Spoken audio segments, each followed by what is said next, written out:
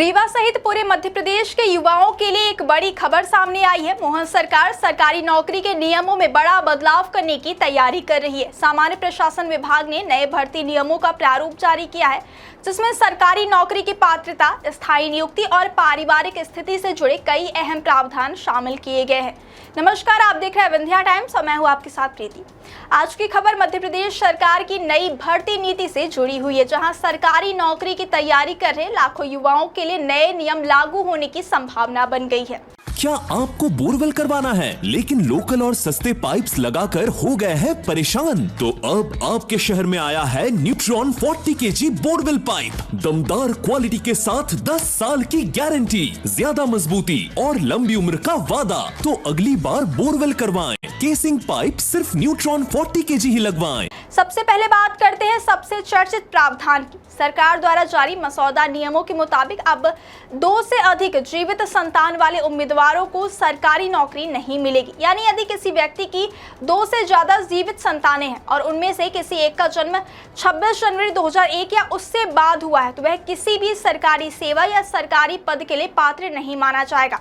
सरकार का मानना है कि यह नियम जनसंख्या नियंत्रण और जिम्मेदार पारिवारिक व्यवस्था को बढ़ावा देने के उद्देश्य से लाया जा रहा है। हालांकि इस नियम में कुछ विशेष परिस्थितियों को भी शामिल किया है। अब बात करते हैं उन लोगों की जिन्हें इस नियम से छूट मिलेगी। मसौदे में स्पष्ट कहा गया है कि यदि किसी उम्मीदवार की पहले से एक जीवित संतान है और 26 जनवरी 2001 या उसके बाद हुए अगले प्रस्ताव में जुड़वा या उससे अधिक बच्चों का जन्म होता है, तो उसे सरकारी नौकरी के लिए अयोग्य नहीं माना जाएगा। यानी ऐसी स्थिति में बच्चों की संख्या बढ़ने के बावजूद उम्मीदवार की पात्रता प्रभावित नहीं होगी। अब बात करते हैं सरकारी कर्मचारियों की स्थायी नियुक्ति यानी परमानेंट होने के नियमों की।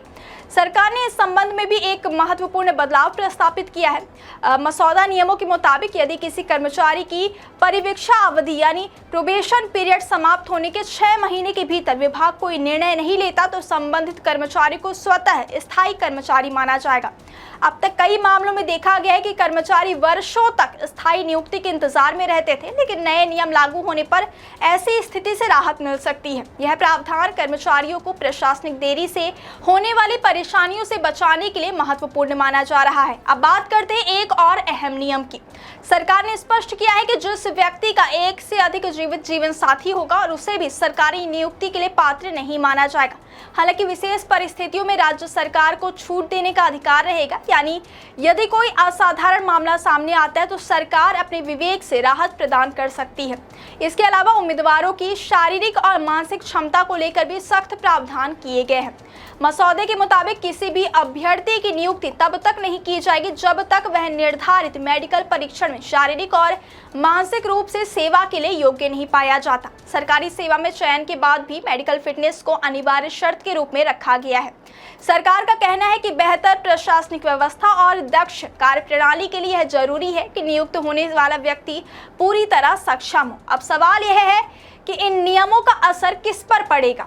विशेषज्ञों का मानना है कि यदि यह मसौदा अंतिम रूप में लागू होते तो भविष्य में होने वाली सभी सरकारी भर्तियों पर इसका प्रभाव दिखाई देगा।